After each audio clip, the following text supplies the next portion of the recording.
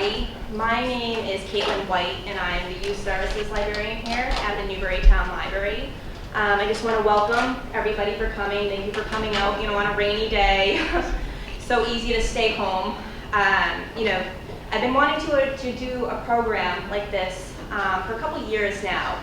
I've been a member of Al-Anon and Alateen, since I was a teenager. It's been a passion of mine, growing up, and it has made me who I am today. I wanted to use my profession, as a librarian, to reach out to communities like Newbury and connect with high school students, since I am the Youth Services Librarian here, just to bring awareness to the issue. It's a personal issue of mine. And I know it is to many people. Pretty much everybody knows somebody or has some kind of story connected with it. I was born into the disease. My father has been an addict, since I was a baby. And, it was pretty much that was the norm for us. I really didn't start noticing that it was different from other people, when I started to grow up. And even into high school, it wasn't really talked about even when I was in middle school. Now my sister is an addict. She's a couple years older than me, so she's 29. And she's, started in high school with, the marijuana and the partying, and, then it went to prescription pills, and before you know it, it's a full-blown heroin addiction. My mom started going to Al-Anon pretty much when I was about 18. I didn't really know much about the program. I knew it was a support group for, family members who had an addict in their family. But the most important thing is I think I just saw such a change in her when she started going. It was almost like, her situation around her wasn't getting better. My father was still an addict and my sister still had her issues. But it was more like she made peace with the situation, and no matter what was going to be the outcome of that, whether someone died or overdosed, she was going to be okay. And I really just think that's the most important thing, because this disease is completely a family disease. It does not just affect the addict. It doesn't just affect, the immediate family either. It affects everybody involved, whether you're the teacher, you're the friend, anybody. So, I started going into Al-Anon because I saw the change in my mother, and I was just really interested, and I kind of wanted to just, tag along. And, my first meeting, I just cried. I had so much anger that I almost didn't even know was in me, and I just let it out. And I actually didn't go back to Al-Anon maybe for a month, because I was almost so terrified of the emotion that came out of me. But I'm so glad that I went back into Al-Anon, because it taught me so much that you just can't read from a textbook. The people that I talk to, whether they're a 60-year-old woman or a 50-year-old man, it doesn't matter. We're all from different walks of life, and the wisdom that went through those halls in my main group that I went to every week was just something that it's beyond words. You can't learn that from a textbook. You can't learn it from someone It doesn't matter if they have a PhD in whatever. It's just they lived through this and they're telling you how they survived. So I think I started going when I was 18, and I think that was a really pivotal point, because at that point it taught me I wanted more. I didn't want to live. I was living in Lowell at the time. And follow the path of my father and where my sister was going and where my friends were going and where people in my school were going. I wanted more. I wanted to make something of myself. So I got a full scholarship to college, and I just ran with it. And I knew I just wanted to reach for the stars, and I just knew that I could make more of myself, and that's what Al-Anon taught me. And I just think it's so important for teens to get involved with Alateen groups, because it just gives you hope that you don't have to go down the same path that things are going around you. I got married. I met my husband after college, and we started our own life together, and I still am in contact with my family, but I use the Al-Anon principles of, just loving from a distance. I try not to get wrapped up in the drama because that just, you know, you can get just as sick as the addict if you want to be. But you just, you need to find your program and work your program, which is Al-Anon, which is based off the AA principles. And just, you don't have to have their ending. You know, when I was figuring out this program, I really thought, you know, I'm gonna be speaking, and I was like, well, my dad's still an addict, my sister's still an addict. You know, it's not the happy ending. A lot of the times, you know, you have a recovered person speaking and it's their happy ending. Well, I don't have a happy ending, but you know what, for them, but I do have my happy ending. You know, my happy ending is that I moved on. You know, it has affected me greatly, but I want to teach people that, you know, there's more out there, especially young people, because that was my turning point. So, you know, tonight's approach is every person in this room, you know, has a story. We all come from different walks of life. You guys live in different places, but, you know, every person has a part in this disease. It is not just the addict, it's not just the parents.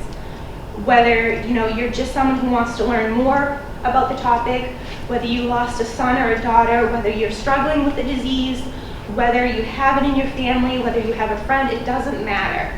I want to tackle this epidemic through, you know, different aspects of it. So that's why I wanted to reach people who are in AA, or people who are trying to raise money for addicts, or what are we doing in the high schools? What are we doing for kids that, you know, are getting out of these family programs? That's how we have to tackle this disease, because it is not one-dimensional. So I'm going to introduce, you know, our first speaker.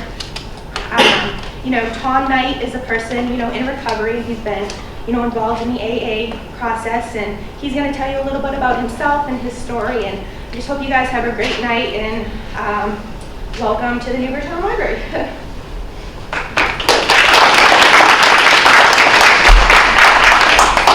Hi, my name is Thomas Knight. I'm a recovered drug addict.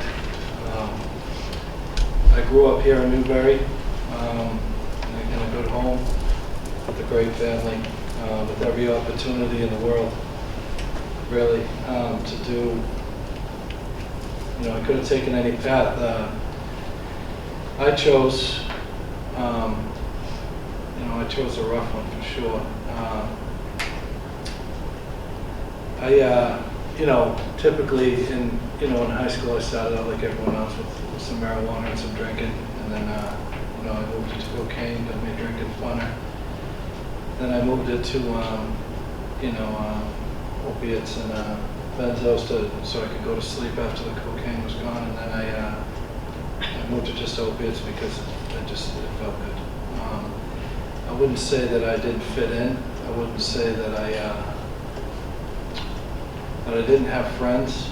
I didn't have problems at home. Like I said, I came from a great family. I had fears, insecurities, doubts, guilt, shame, you know, things that I buried inside. Maybe I had trouble expressing myself, or, you know, I definitely, I grew into this phase of being dishonest. I grew into this phase of trying to be someone who I wasn't.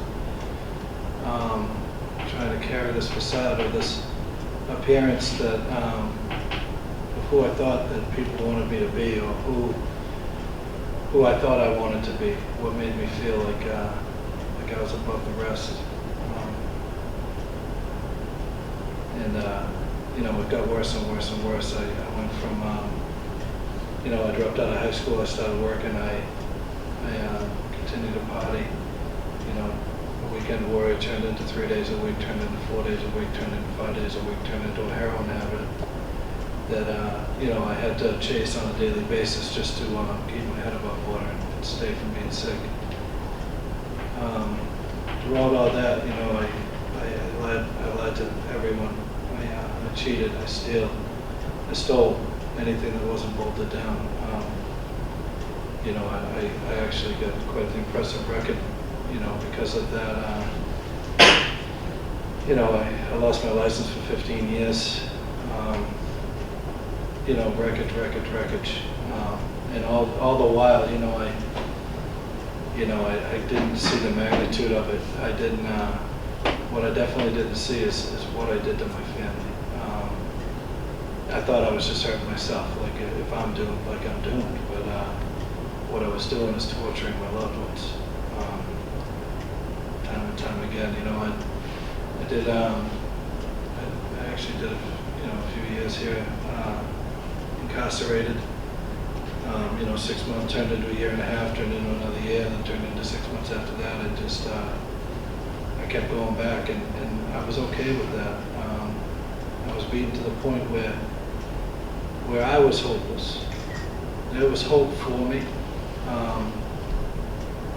You know, anyone on the outside could have seen that there was hope for me, and you know, make a point of saying there's hope for all of the people who were where I was, who was doing what I was doing out there. And you know, people call them junkies, and people call them scumbag drug addicts and losers, and you know, they're still human. You know, they're just messed up. You know, and we can't differentiate reality at that time.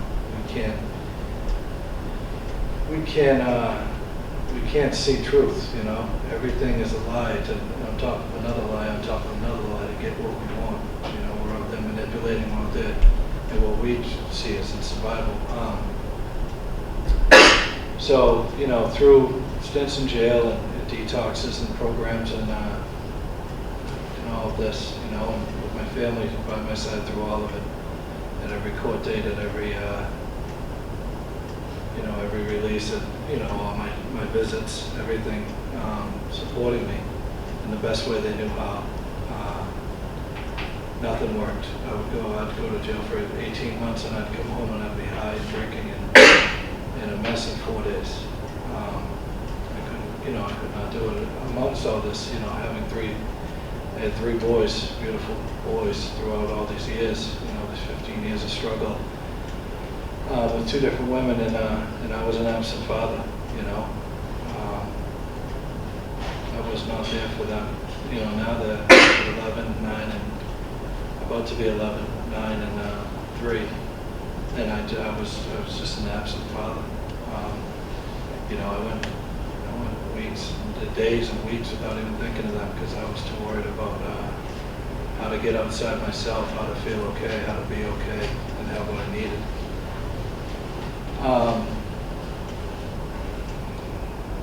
You know, it went on and on and on, and it got to the point where I didn't want to live like that anymore. You know, I started getting high because it felt good. And I stepped over the threshold somewhere. You know, some people can have a few drinks, and some people can smoke a little bit of pot, but they still operate and function like human beings. You know, and I was just a savage. It was going nowhere, and I was losing hope for myself. You know, some days I wish I didn't wake up. Some days I wished I could just disappear. You know, some days I wanted to change my last name to take some of the brunt off my family. You know, my name was in the paper a lot. It wasn't because I, you know, wanted to support it. You know, you know, I ran into a lot of trouble out there, and so finally, you know, I'm going to speak the way I recovered, and I'm not going to say that there isn't different methods of it, or different things don't work for different people. You know, I've tried a few different ways with this Suboxone, you know, through doctors and medications and therapy, and what I found worked for me is I went to a place which is now, you know, reluctantly or disappointingly it's closed down, but went to a place in Wenham called Cross Keys. It's 12-step based retreat where, you know, they break you down and they focus you on yourself, and it's a rebuild process of, you know, and what it did for me is I tried it a couple times up in Maine, and you know, I did well for a while until this is a different facility, but until I got to a point where life was bearable again, where it was, where I got a few things back, where I was, you know, seeing my children on a regular basis, or, you know, working again, had a decent job, making, you know, $20, $25 an hour. You know, it seemed like, you know, things were going to progress and get better, and I kind of lost focus of what I should be doing in life anyways, you know, and what these 12 steps brought me back to who I was supposed to be, you know, and once I was on the cusp of that, I got comfortable and I said, well, you know, like I can pick and choose these things I want to do now because I have X, Y, and Z back, and, you know, all's going to be good. I just know it, and yeah, that didn't work out. You know, I started using again, and I tried again, and I fell again. Because, you know, I always thought that I knew what I needed to do, I knew what I've done wrong, or I knew what I needed to improve. When all along, you know, I didn't know much of anything.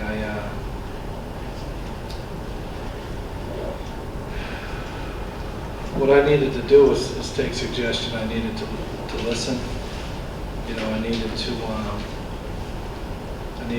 you know, step off for a while and let someone else drive the car and just ride and you know, learn how to live, so to speak, all over again. So, you know, this place in Wenham that I went, and then a sober house in Wakefield, you know, I learned how to live again. You know, I always knew how to make a bed, but I never did it. But, you know, like, we went through a structured living situation where basic life skills come back, you get a job, you know, yeah, it's a strict program, or the restrictions in a way were in our best interest, and, you know, we could grow into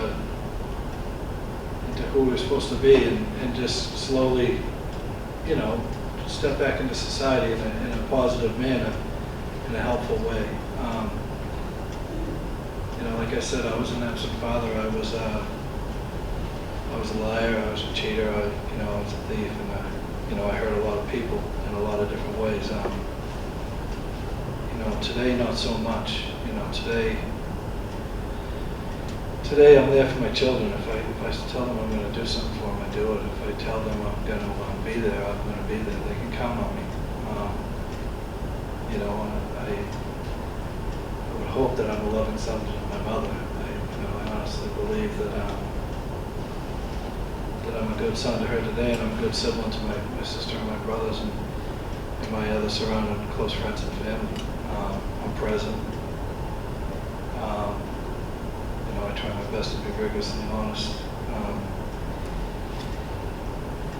The most important thing is that I help out another addict or alcoholic, or a person who has not even had experience with that yet, or someone who is dealing with someone like that. You know, I pay it forward in a way that, you know, is just an unconditional. It's my duty at this point, because, you know, I don't really regret what I've gone through. I don't really regret what, you know, the things that I've done. I mean, am I sorry for them? Yes. Have I made amends for that? Yes. But do I regret it? No, because it's made me who I am today. It's made me helpful in a certain way that not a lot of people can be. You know, because not a lot of people really get out on the other side of this. You know, in good health and good standings. I lost a lot of friends. You know, I'd say half a dozen right here from Newbury alone that I went to high school with. No longer with us. Not as fortunate. You know, I've been given a second chance at this, at this life thing. You know, so you know, it's my duty to share my experience and, you know, my strength and hope with others, so that, you know, maybe they can learn something from my story or you know, my experiences. Because I mean, that's really, at the end of the day, I think that's one of the main ways that we're going to fix this epidemic that's going on. Because, you know, when I got out of the game, like, it was heroin turning into heroin cut with fentanyl. Nowadays, it's fentanyl, and now they're using some kind of elephant tranquilizer that is just, it's, you know, 100 times stronger than the heroin I was using. Like, people don't really have a chance, and they don't know what they're putting in their body. And speaking from experience, they don't really care, because they just don't want to be. They don't want to be sitting with who they are at that time. You know, they just want to escape. You know, they want to escape the fact that they let down their family, their friends, and their loved ones, and everything that they're carrying on their shoulders and inside them. And the 12 steps relieve me of that. You know, they broke me down and built me back up in a way where I could go around and right my wrongs. You know, I can continue to take inventory of myself and my behavior, and you know, keep myself in check as well as help others. And you know, that's the cycle that I have to live. You know, and like I said, I don't regret it because you know, I have the opportunity to share what I've been through and what, you know, going forward. You know, because in the last couple of years, you know, I'm coming up on a couple of years now, and you know, when I say I'm recovered, I'm recovered because I found a solution to the hole inside of me that where I kept all my guilt, shame, insecurities, and fears, and I faced them head on. And then the solutions taught me how to deal with everyday problems, because I deal with them differently than a quote-unquote normal person. What that is, but you know, like I'm not perfect today. I can't sit here and tell you that I'm this flawless person, because that's for sure not the case. But you know, I'm actively working on every move or every portion of my life to be a better person, to do the next right thing, and to help out another person who's in my shoes, or maybe dealing with someone who is. And you know, and I'm a tool to be used today for people, and I'm glad about that. You know, I never thought I'd say I was glad to be a tool, but like you know, I used to be a real tool, but now like you know, I'm a useful tool.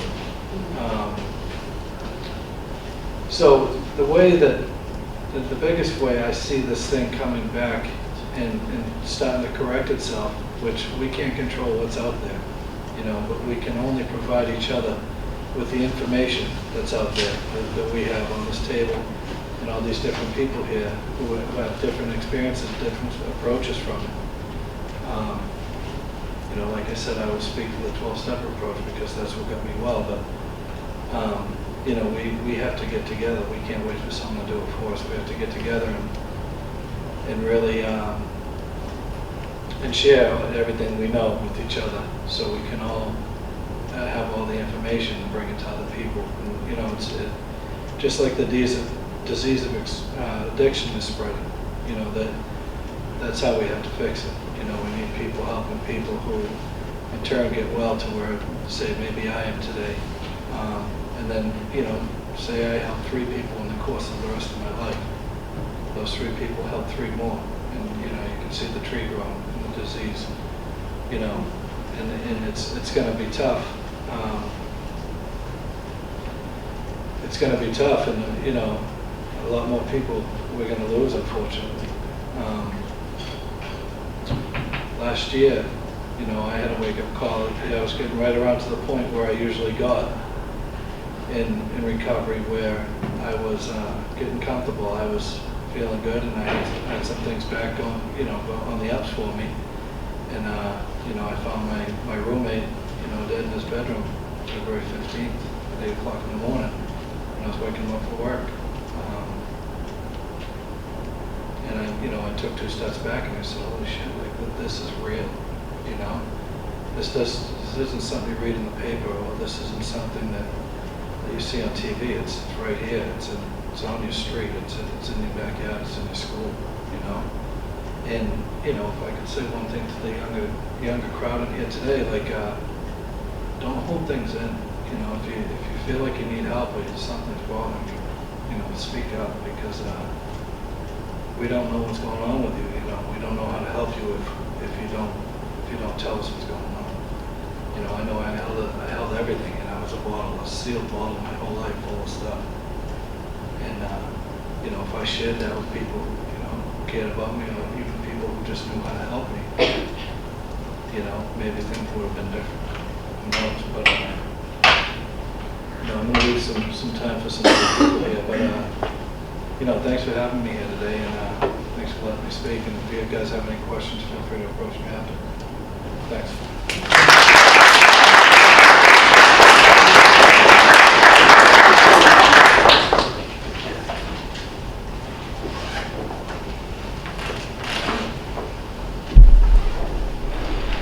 Hello, my name is Kim Keene, and I'm a resident of Newburyport, and I founded the Pelican Intervention Fund. I'd like to tell you a little bit about it. Can you hear me okay? All right. Our community, like many others in the area, are experiencing the powerful, destructive consequences of addiction. In 2015, the Essex County reported over 165 deaths from the opioid-related overdoses. Without effective treatment, relapse and continued heroin use will lead to death. This is the truth that impels us to act. Yet there's another truth, another path. Recovery from the disease of addiction is possible. There is hope. The Pelican Intervention Fund was established by myself, my husband Stephen, and my friend Elizabeth. It is a community-based response to addiction. It is a grassroots response. We function as a fund under the Essex County Community Foundation. Our mission is to provide funding for residential 12-step based sober living residencies for economically challenged adult men and women struggling with heroin and other addictive substance living within the greater Newburyport area. These communities include Amesbury, Byfield, Groveland, Merrimack, Newbury, Newburyport, Raleigh, Salisbury, and West Newbury. We founded the Pelican Intervention Fund just 1 year ago, and in 1 year we've raised over $50,000. And we've today, just actually yesterday, we placed 2 more young people in program. So as of yesterday, we have 7 young people that we've helped in the community. The Pelican Intervention Fund honors the courage to change evidence in those in recovery and is committed to encourage, support, and assist individuals with financial need to create a new life of sobriety through participation in effective residential 12-step based sober living programs. 3 years ago, I knew nothing about this horrible addiction. I raised 3 boys. All of my 3 boys went through Newburyport High School. My middle son, Ryan, he had his own struggles in high school. He started smoking pot and drinking. By the end of middle school, definitely by early high school, he was involved with that. He himself had a drug driving offense. By the grace of God, he didn't hurt anyone. He got involved with a group of kids they started using drugs and alcohol at a young age. And my son's best friend, his name is Corey. And Corey got involved in heroin when he got to college. And that was the very similar progression that Tom talked about. High school, it was the drinking, the marijuana. Corey went off to college, and he was doing cocaine also in high school. Got involved in college, was giving a prescription drug at a party. He had it was the best high he ever had, and he never turned back. He went to Keene State. By the time he was a sophomore, he was dealing, and he was now onto heroin. He couldn't afford the opiates anymore. He went to a cheaper high, which was heroin. My son and Ryan, they got in trouble, like I said, in high school. I sent my son as far as Newburyport as I could. He went down south to college. After freshman year, he did very well. He transferred back to UNH. So again, by the fear of God, now I know he has to deal with all the friends here in Newburyport that are using. And after Corey got kicked out of Keene State, my son, of course, would never divulge what was going on with Corey because he knew I was frantic. I was just frantic. My son was going to get involved. And a young woman who was also in their class came up to me one day. She saw me at the mall and she said, "Mrs. Keene, Corey will die." I have been to 4 funerals in the past 6 months. Corey has overdosed several times. I know Brian's not going to tell you because he's afraid. At that point, I can tell you for years I tried to keep my son apart, and I had no choice now. I felt if I didn't help him, I'd go to his funeral. I mean, I couldn't live with that. I came back and I said to my husband, whatever it takes, we need to help Corey. His mom and dad, they love him dearly. His mother had a lot of physical struggles when Corey was very young, and she was living in Florida. Corey's dad had remarried. He wasn't even living in Newburyport. Senior year, he was couch surfing. He lived with us. He lived with many families. So his parents, although they loved him, they could not financially support him through any type of program. A lot has happened in 3 years with the police department and programs, but 3 years ago there was literally very few programs that didn't cost a lot of money. I didn't know where to turn. We started with Corey with just doing an intervention. Of course, he said, I'm fine, and it took a good few weeks before we were able to encourage him to go to detox. That was the first step. I thought he was going to be great. 5 days of detox, he'd come home and he'd be fine, maybe do a little outpatient. I didn't understand the depth of it. So he's in recovery, he's in detox, and I took actually a few days off from work, and I just started, well, just to get him into detox was in itself a problem, just to find the bed. I honestly called, and of course they want Corey to call, but I was doing a lot of the connections for him. And we got him into a bed, but while he's in recovery, he's in Cab Danvers in his detox, I'm learning that he can't come back to Newburyport. It'll just be that vicious cycle again. So I'm researching, and I'm thinking, wow, he needs long-term programming. A 30-day program is not going to do it. They say 60 days is not enough. Really, 6 months or greater has the longer chance of long-term sobriety. So what we did is I started looking, and again, I can't find beds. I found a program on Cape Cod. They told me, we need your credit card. They didn't even want to talk to me. They said, we need your credit card. I put the credit card down. His first month was $8,000. He didn't even want to go, but we just really begged him, and he did go to the program on the Cape. But his thought was, I'm just going here because of the Keens. I'm getting out of here. After 4 weeks, I'm out of here. I'm back in Newburyport. In his mind, probably he wanted to go through 12-step programs, like AA programs, or do AA outpatient. But I knew he'd go back to it. And I kept on researching and researching. One day I'm watching TV, and I'm watching Chronicle, and they're talking about a program that's in Wakefield. It's the same program that Tom went to. And the high statistics and long-term sobriety. And I said, I need to get him in there. I called the manager the next day. I told him that I lived in Newburyport. I'm helping my son's friend. He goes, this is Kim Keene. I said, yeah. He was another young man who lived in Newburyport that was struggling. He's now the manager of the house. He says, I know Corey's struggling. They all know what each other's doing, He says, I know Corey's struggling. Tell him to give me a call. I think we can encourage him to come here. And he did, we picked him up off the Cape, and we got him into this program. And really, literally within weeks, we saw the change in Corey. The gratitude. He was so appreciative, and he was giving it to his higher power. I was so happy. Every time we saw him, I saw him change. He was talking to us for the first time. He looked us in the eye. The first visit to our home, he offered to do the dishes. We didn't even ask him. He cleared the table. He was so appreciative, but he was he was doing the 12 steps, the AA approach, and very, very expensive.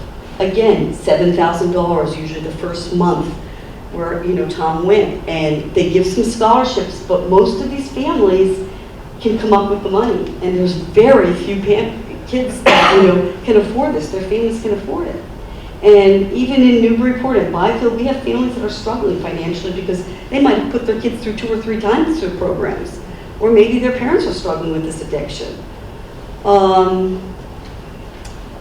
Corey's sober 3 years now. It'll be in March. And after we saw the hope in him after the first year, I said to my husband, how can we not? We know that this is something that works. How can we not share this?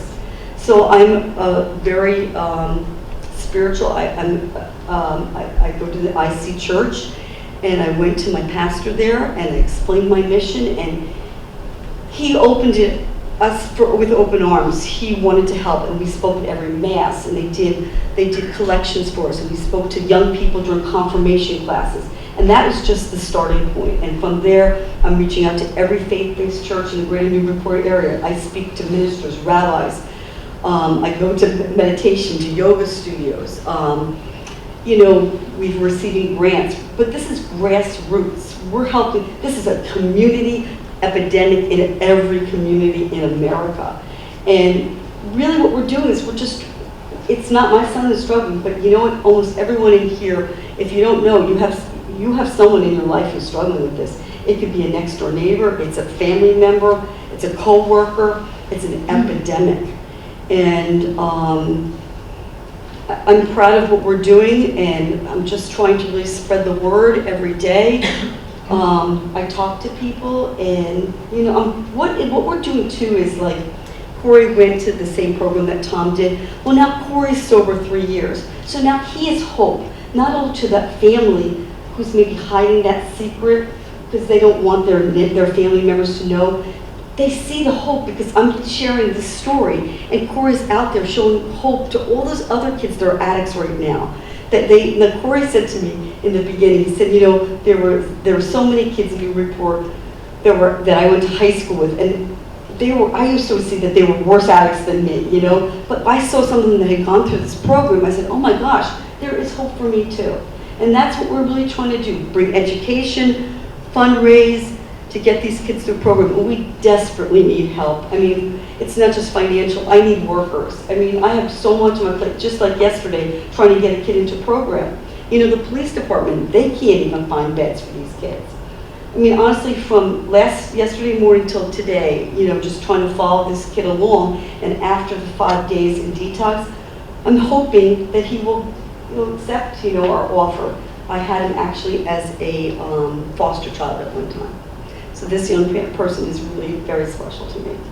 But I hope at the end of this, you'll maybe have some questions for me, or if you want to come speak to me at the end. I would love to, you know, give you some information. If you know someone who's struggling with addiction, or if you would like to help out, I would love to speak to you about it. Thank you so much.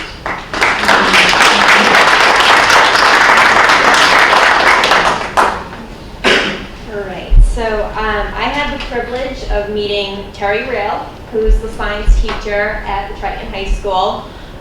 She has done a lot with her class, her group of honor students, you know, who are trying to bring awareness to this issue. So I'd like to welcome Terry Rail, and she's going to introduce her students for you. Hello, everybody. Thank you so much for coming, and I just love seeing these young people right here. They know I'm very forgetful, but not tonight, not forgetting.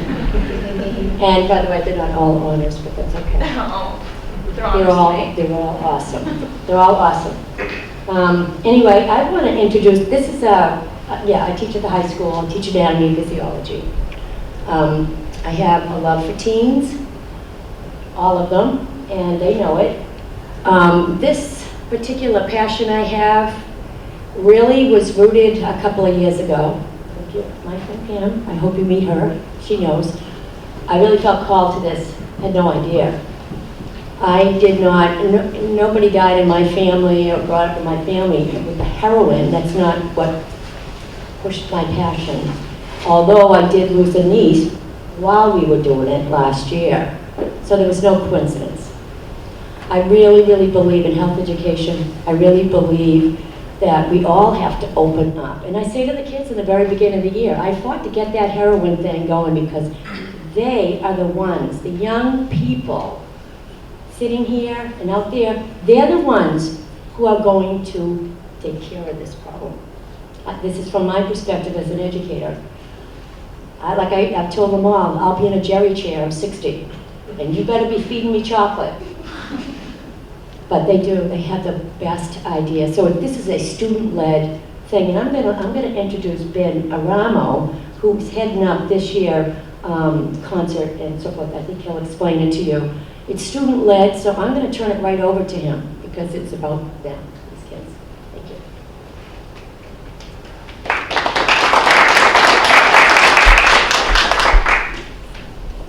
It's taller than you are in this room. All right, how's everybody doing tonight? Good? All right. Thank you for coming out. For those of you here tonight that do not know me, my name is Ben Aramo. I'm a current senior and anatomy and physiology honor student at Triton Regional High School. First and foremost, I want to personally thank everybody for joining me here tonight to show their support for such an admirable cause. Last year, under the instruction of Ms. Terry Reel, 2015-16 anatomy and physiology students raised and donated close to $3,000 to fight the growing heroin epidemic. It's not only sweeping our community, but our nation as well. We were able to do this last year by producing a concert in the Triton High School auditorium. Yes, we did raise a handsome amount of money for it. However, that would not have been accomplished without the community and the motivation that Ms. Reel provided her students last year. I personally was not a student of Ms. Reel's last year. However, with the partnering help of my dear friend Sean Godbout, him and I put forth the hard work necessary to produce a concert of the size that we did. The idea to do a concert was sparked in the first semester of the last school year by the students of Ms. Reel's classes. With previous experience in the field of performance and live sound, Sean and I took and pioneered the entire event. And putting on a concert by no means is an easy task, but it was an undertaking that we were willing to tackle by all means. With the help of the entire student body and all of their extensive teamwork, the concert went off without a hitch. I think there was about 400 and 500 people that came last year. We had many acts last year that portrayed opioid awareness, most of which musical, performed by various musicians that were also full-time Triton students. The concert itself last year approximately lasted 2 hours long, but for me that was about 10% of my entire day. Myself, along with a group of dedicated student volunteers, began our work at about 7 o'clock in the morning to pack and transport all the sound equipment and instruments that were required for the concert. I can proudly say that we did not end up leaving Triton until about 11 o'clock that night. With everybody's help, including the parents of Ms. Reel's students, we were able to put on an incredible concert featuring a student-based band called the Bystanders. And this year we're going to do something pretty similar. We'll be producing another concert on the night of Saturday, January 28th. And that's from 7 to 9 p.m. in Triton High School's auditorium. And this is my second consecutive year working with Ms. Reel and her students.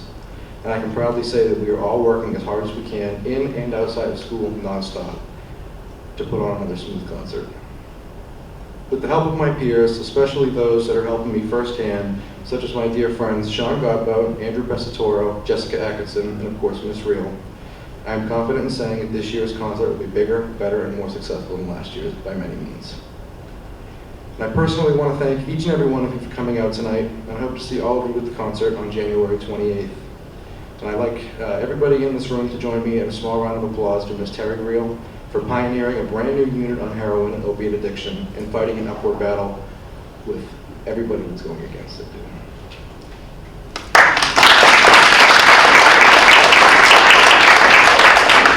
And I can proudly say that I'm very passionate about this event as well. And I truly could not be more lucky to work with a group of people that I get to work with every single day. And I'm supposed to point out that we do have awareness bracelets for sale over there for the concert. I don't know how much we're selling them for. Donation. Whatever you got.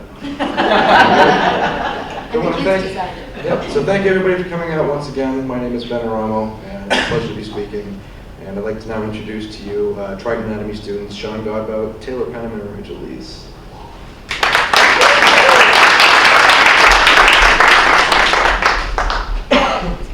How's everybody doing tonight?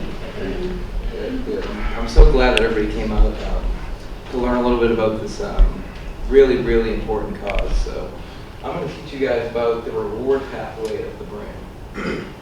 So the VTA starts right about there, which releases neurotransmitter dopamine. So the VTA sends dopamine down to the amygdala, which the amygdala is what causes emotions. So you'd say you have a piece of cake, you really like the cake, or in some case with heroin addicts, they get addicted to it, they want to keep doing it, and the emotions cause them to keep on doing it. So the dopamine from the drugs or from any type of stimulant is sent from dopamine in the VTA. And from the VTA, it goes from amygdala then to the nucleus accumbens, which causes functions. So that causes the addict to keep going back to the drug. That's the functions of taking the drug and using it and keeping on with it. So that's caused by the nucleus accumbens. And then next is the prefrontal cortex. And that is the prefrontal cortex is what actually remembers and what helps to focus on the drug. So the prefrontal cortex is what helps to make sure that it focuses on using the drug. And then next, the hippocampus is what remembers the drugs. And lastly, dopamine levels go up, and when that happens, serotonin levels go down. So that's what keeps most drug addicts using, is the fact that they don't feel satisfied enough. So serotonin levels go down. So if you keep using a drug, you're going to want to keep using more and more of it because the serotonin levels go down. And that's how, unfortunately, most people end up overdosing, because they just don't feel. When you start using a drug, you use a little bit of it, and as you keep using the drug, the serotonin levels go down. So you have to keep using more and more of the drug to get that high. And that's unfortunately when most people overdose. So those are all the reward pathways of the brain. So thank you guys all for coming out tonight.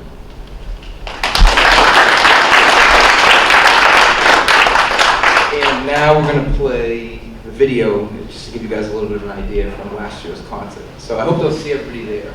Thank you. Hi everybody, thank you so much for coming. Watch any local news broadcast or pick up any newspaper, and you're likely to find stories about the heroin epidemic that is sweeping the region. But what can be done about such a large and complex issue? Students from Mrs. Reel's anatomy class couldn't stand to watch the problem get worse without doing something to help.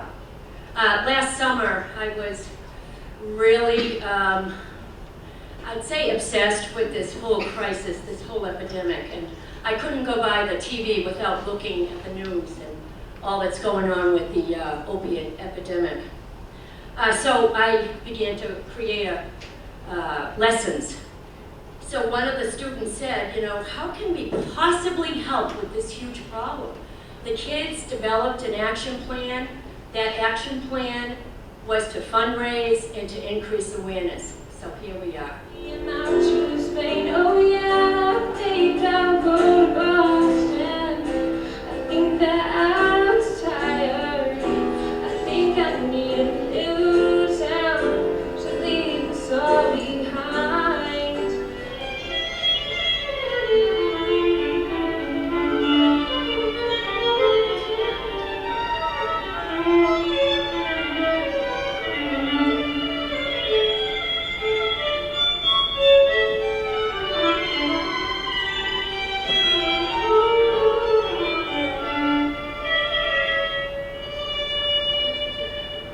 How are you doing?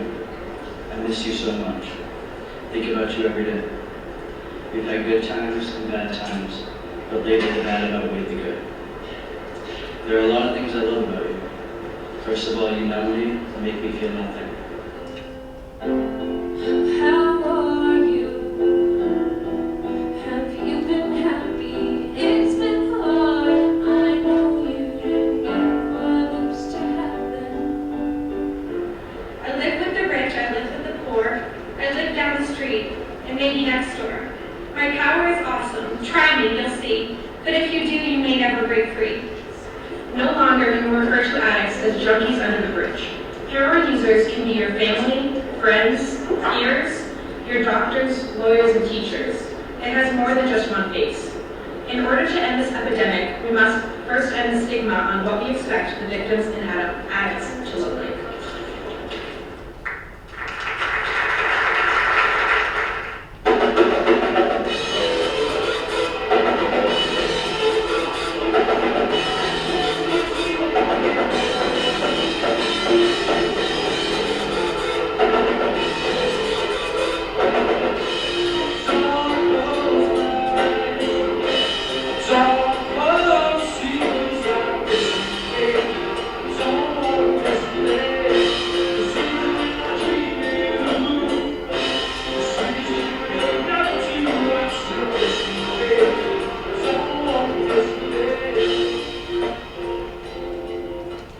At the end of the evening, a representative from Massachusetts Governor Charlie Baker's office presented an award to Mrs. Reel and her students for the effort they made to tackle the heroin issue and make a difference in the community.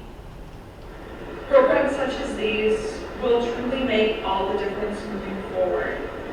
Because of your unrelenting dedication, it is my pleasure to present to you, on behalf of Governor Baker, this Governor's High Five Award to Ms. Terry Reel and the students from her anatomy and physiology classes in conjunction with Triton Regional High School.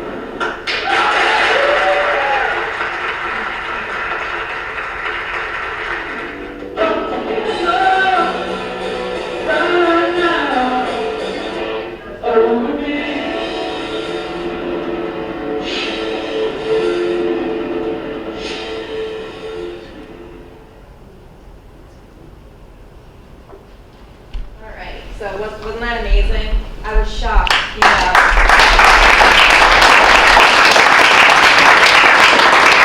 When Terry showed me that video, I was shocked, that teenagers being so passionate about that issue. It's very hopeful, If anything that I've learned in this disease, as horrible as it is, there's always hope. So next we're going to be hearing from Sergeant Patty Fisher. She's from the Newbury Police Department. So welcome, Patty.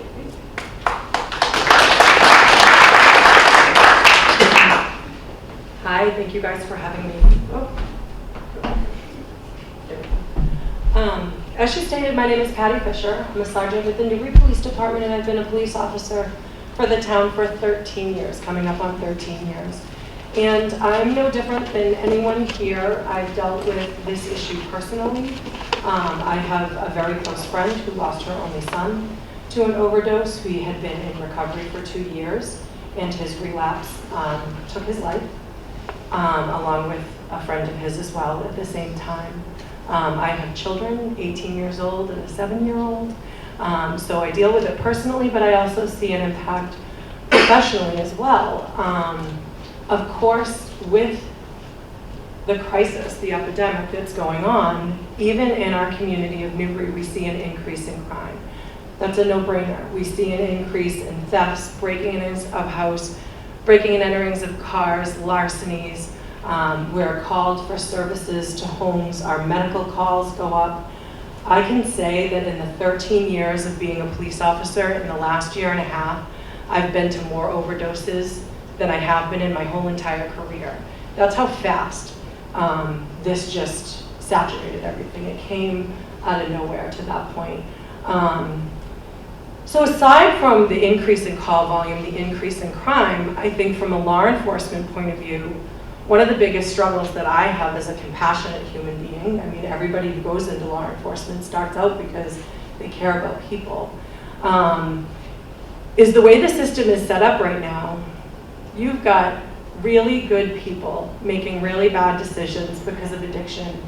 You see them in the booking room struggling, knowing that what they're doing is wrong and not knowing how to make it stop. And over the course of my career, I've seen people, same people in the booking room, who go from being, like Tommy said, that person who's just chasing the high and who's kind of okay with what they're doing and categorizes it as partying. And you see the transformation of them throughout their arrest to getting to the person who's sitting before you saying, it's no longer about thinking this is okay, it's I can't stop, I don't know how to make this stop.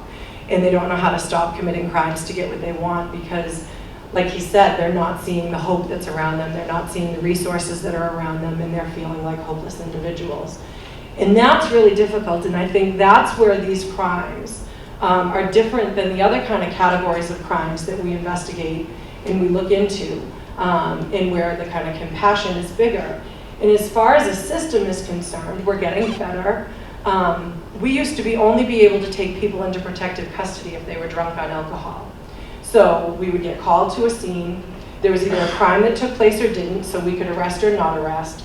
If they were drunk on alcohol, we could take them into protective custody for up to 12 hours with all these rules, to kind of de-escalate a situation that was going on at home. And a problem with law enforcement that we had is family members were calling us to the home where crimes weren't taking place, but they had a loved one who was an adult, whether it was 18 years old or 50 years old, who's on drugs, whatever the drug may be, and we show up, and the family member thinks that we're going to be able to swoop in and do something about it, but we can't. up until recently. We couldn't do anything. There was jail, or you could voluntarily go, or if you made suicidal statements, we could pink slip you, which got you released a few hours later, unless they deemed you to be suicidal or homicidal. So there was this huge gap in services where we couldn't protect people from themselves. And that's really what this opioid crisis is about, is how do we as a community protect people from themselves? And we're still struggling in law enforcement to deal with that. How do we address that issue? Recently they changed the law. We finally, lawfully, we are able to take somebody who is high on drugs into protective custody, with the difference being they're not coming back to the jail, going to a jail cell, they're getting sent straight to the hospital. But systemically, we're kind of creating a problem there unless we're putting services in place in the hospitals that actually deal with this. And we need to make sure that there's not this revolving door of the police show up, we send them to the hospital, then they get kicked loose and they're back to doing the same thing, that they're doing again. So systemically, from a law enforcement point of view, we have a lot of work that needs to happen to find a middle piece that's between jail and the emergency room, where we can do this. Otherwise, we're sending the message that people are allowed to just kill themselves on drugs, and that because they're adults, we can't help them from saving themselves. And it's causing this effect in law enforcement where we are now expected to be social workers, and we're expected to almost be healthcare providers as well as just law enforcement officers. And it's opening up, a very difficult place for us. And it's for some people, and I see it in town, when we show up and we don't have a magic answer and we can't take this person away, stop them from hurting themselves, people get discouraged in the legal system in and of itself and feel kind of hopeless that there is no help even from the police department. And we can say to them 1,000 times over and over again, every time he comes home and does this, give us a call. Maybe there'll be one time where we'll be able to do something to intervene. But it's kind of creating this problem where we're getting people losing faith in us because we aren't able to help them with this huge middle ground that's going on. And a lot of people in this town, I think it's hard, with a lot of crimes, it's hard to get people in this town to accept that crime actually takes place in Newbury and Byfield. That there are drugs that go on in Newbury and Byfield, and it's really difficult. They think we're so small and we're so protected and we're so affluent that we don't have these problems, and we do. And so I'm glad that we're here in the town that I have committed to provide service and protection to, having a discussion about this issue, because it is here. Like I said, 13 years on the job, in a year and a half I've gone to more ODs. I was just talking to a coworker this morning. I worked the overnight shift, and it's mind-blowing to me that when we go to houses now for other calls, different types of calls, not just drug-related calls, and I'm seeing Narcan in every room of the house, because you've got a child who's an addict and you want to make sure you can save their life. And a lot of people, Narcan is great. My job is to save lives no matter what the cost. Narcan, in fact, saves lives. However, what a lot of people don't know is when the addict comes to on Narcan, frequently they go back to use them. They run from law enforcement, not realizing that Narcan kind of gives them a spike and that it's going to drop back down again. So Narcan traditionally is for get their heart going, get them to stop overdosing, and get them to a hospital so they can receive treatment. We've recently changed the law in Massachusetts saying that if you call 911 for medical attention to help somebody to stop them from overdosing, you can't get in trouble for the drugs that are on scene there. The saving of the life kind of takes priority to the crime that took place to get them in that place in the first place.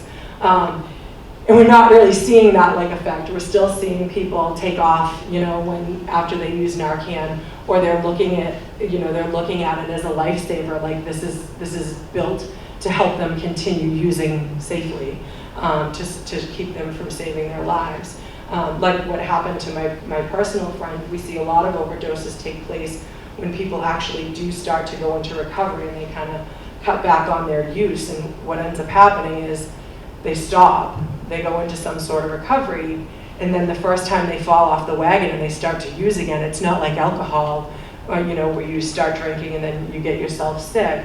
What happens is they start using the same amount of drugs that they used when they stopped using 6 months ago, a year ago, and their body can't handle it. And a lot of times, aside from the fentanyl and other things that are being put into the heroin, that's the part that's causing them to overdose.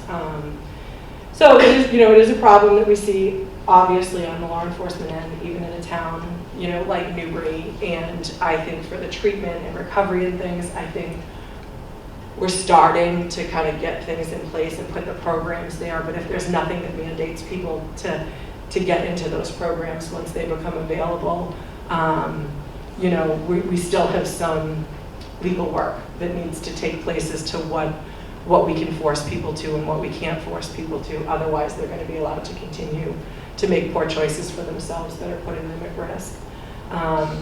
One of the things when I speak to families that I've seen trending over the years, and this is in general, that I try to suggest to people is, especially in front of your little kids, you've got a kid who's teething or who scrapes their knee, who's upset. Before you reach into the medicine cabinet, think about the message that you're sending to kids. We need to start teaching human beings in general that life has certain pains, and that whether they're physical pains or they're emotional pains or they're disappointments, we need to start teaching people that how to deal properly with those, whether it's yoga or meditation or talking to someone. Because we're turning into a society that feels like when I hurt, either physically or emotionally, there's going to be a pill that can fix it quick and I can get back to life as normal. And I feel like that is part of the root of the problem that we're seeing in society, is that everybody's looking for the quick fix and they're not looking for the value that kind of comes through going through an experience. And I even think of it as an arrest. You arrest somebody, you want them to learn from it. You want them to be accountable for their behaviors, do what they need to do, and learn and become a better person from the end of it. Like Tommy said, I don't regret the things that I've done. They've made me who I am today. And that's what we look for as far as progress and movement is concerned, and changing people's behaviors and changing patterns. I think we really need to think about the messages we send kids and let them hurt a little bit when they're little, so that when they're older and life hurts really bad, they know that you can get through it on your own without reaching for something out of the medicine cabinet.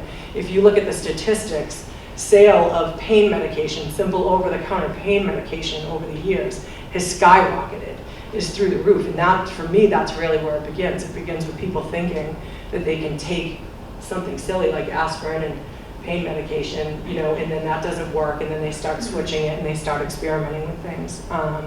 So from a prevention point of view, that's where from a law enforcement point of view, I think prevention needs to begin is within the message and what we give kids. So, any questions, anything like that? All right. Well, thank you again for having us. And you guys should know Tommy looks amazing.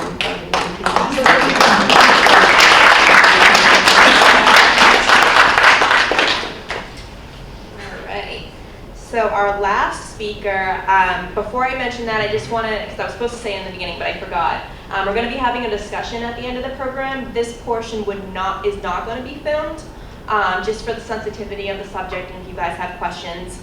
So just making sure that everyone is aware of that. But our last speaker is going to be Pam. She is from the Mass Department of Children and Families, and I'm going to let her speak about her experience with this. So welcome, Pam. Thank you. I come at it from a different place. I'm actually a foster parent. I live in Raleigh, and I'm a representative from the Department of Children and Families, DCF, formerly DSF, or DSS. And I liked following the police officer because I'm an on-call emergency foster home as well as an unrestricted home. So what that means is when this police officer shows up at that overdose, a call I had about 3 weeks ago was, this is the on-call supervisor from the Department of Children and Families. I have a 6-year-old child, the mother and father just overdosed, I need a placement. That child shows up in my home.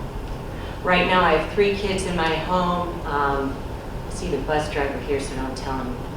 an 8-year-old, a 3-year-old, and a 7-month-old. The 7-month-old was born with neonatal abstinence syndrome. So if you think about that picture of the brain, this was a child that was born addicted to drugs.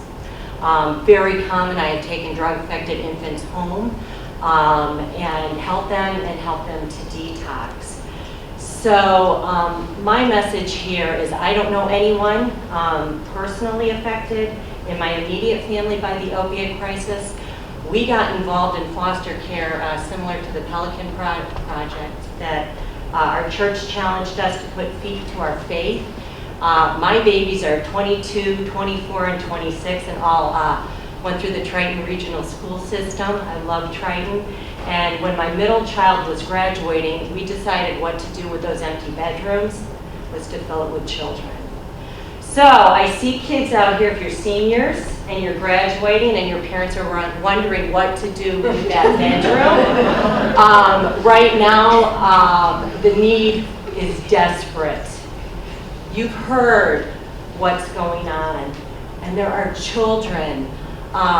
One of the kids that came into my home, the parents were arrested doing drugs in the parking lot. I mean, when you think about these overdoses, just think, were there children on site, and where did they go? And who is going to stand in the gap and care for their children? The goal of the Department of Children and Families is to reunite families. It is not to take their children. My job is to love on these children while these parents can get into programs so that they know their kids are being cared for and they can do the work they need to do.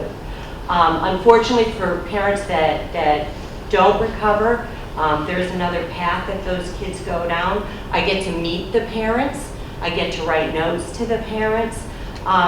So if you're sitting out there thinking, I'm not sure how I can help, it requires, I think, 50 square feet for a bed.